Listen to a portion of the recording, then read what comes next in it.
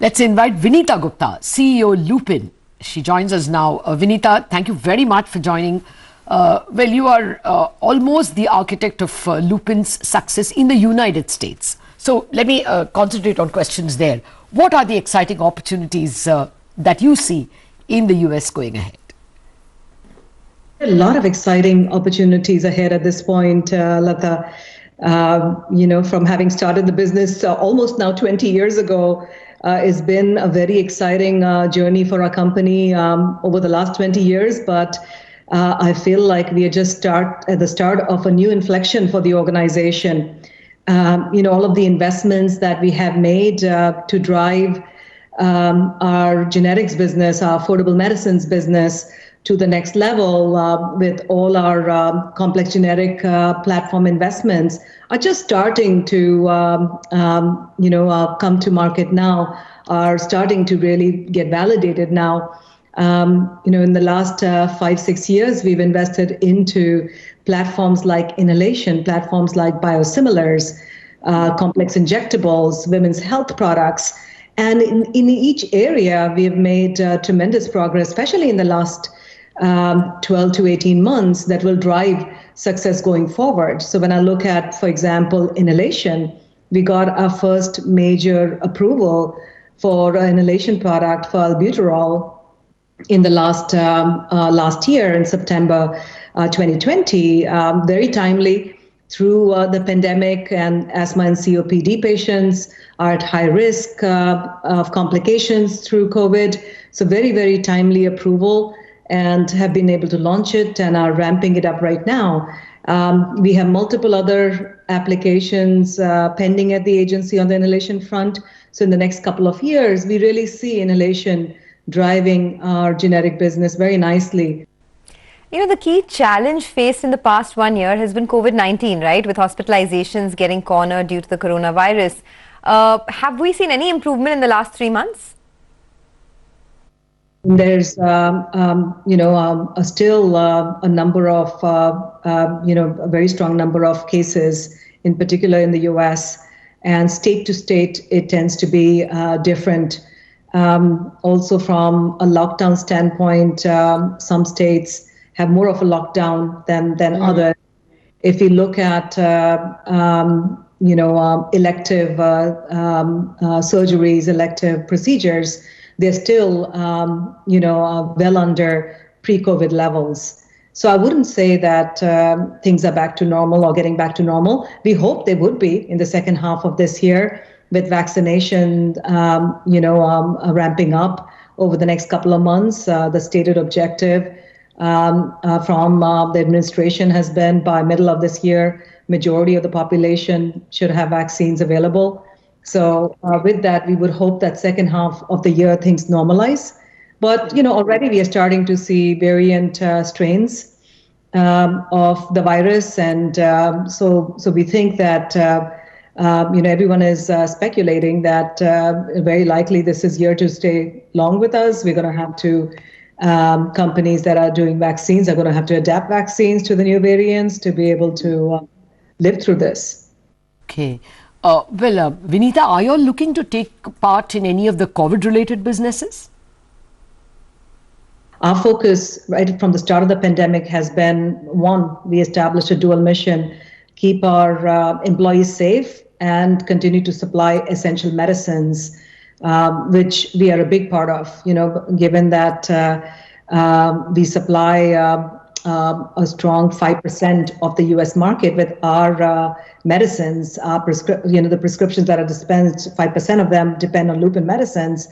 It was essential for us to keep the supply continuity, which was hugely challenged through the pandemic. So our team worked very hard to ensure that, we continue supply of medicines, and right at the beginning of the pandemic, anti-infectives like azithromycin ramped up significantly, and the demand, for example, in the first quarter last year, March, April, May last year, ramped up 3 times, and our team worked hard to meet that demand. Likewise, another area that has been very relevant, as I mentioned just a couple of minutes ago.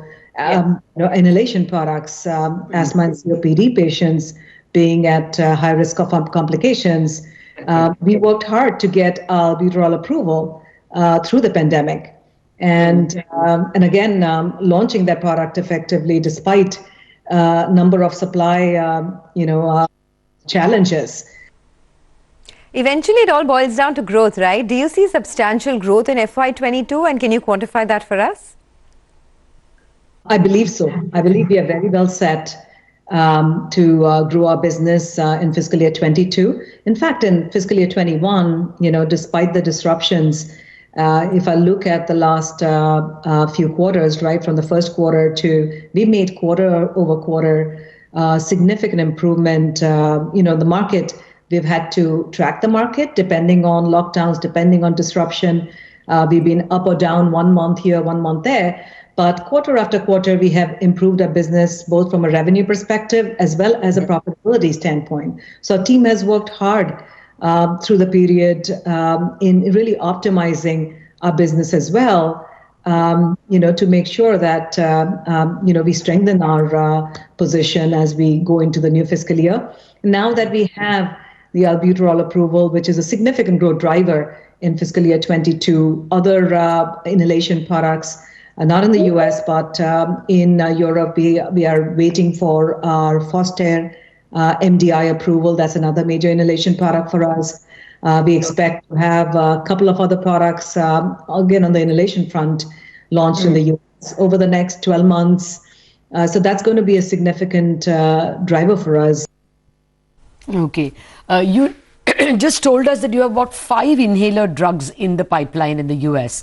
Now, one analyst I spoke to said that will mean at least $100 million more by FY23. Is that a good guess? Well, I definitely hope it's going to be over $100 million well before that. The products are significant products that the, albuterol itself, pre-going generic, $3 billion market, so significant market, just that single product. And in terms of a pipeline, we of course have a number of products filed, 5 products in the near term, I would say, in the next 2 years. But, in fiscal year 23, certainly with albuterol, with Foster in Europe, with Dulera, with Brovana, Performance, so a number of products by that time. Then tiotropium, Spirova, which is a big first-to-file inhaler product. We intend to launch that in fiscal year 23, so it'll be a significant year for us. So Spirova was to be launched in mid-2022, right? You said in the last call that would happen. Any update on the timeline?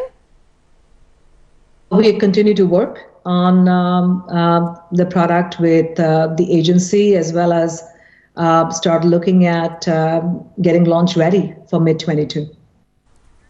Okay, now finally, what will be your biggest challenge in FY22? Is it again going to be pricing in the US? The generic industry, pricing is always a concern, and we've been used to price erosion over the years. Of course, in the last few years, 3-4 years ago, we had intense price erosion because of additional consolidation in the marketplace at our customer end.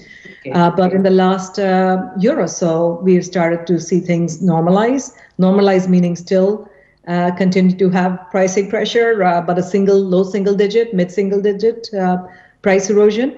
And we expect that in the year to come. Our effort has been to continuously work to evolve our pipeline, be ahead of the game with our pipeline. So the complex generic portfolio now coming to market is a huge offset and helps us grow the business. And the second area of strong focus is just operating efficiencies. As we our inline products, the older products come under pressure, looking at new ways of continuing to make them available at a lower cost is a continuous focus in the organization. Can you tell us a little bit about the plans for the India business? In the sense, what could the guidance be for Q4, considering that there was a slowdown that we saw in Q3?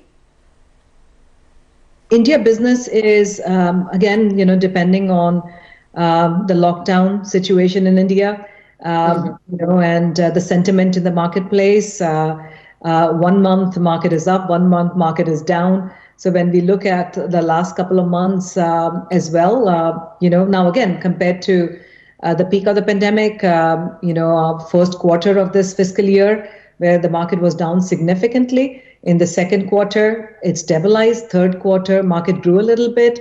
And fourth quarter, we see again some improvement in both the market sentiment as well as our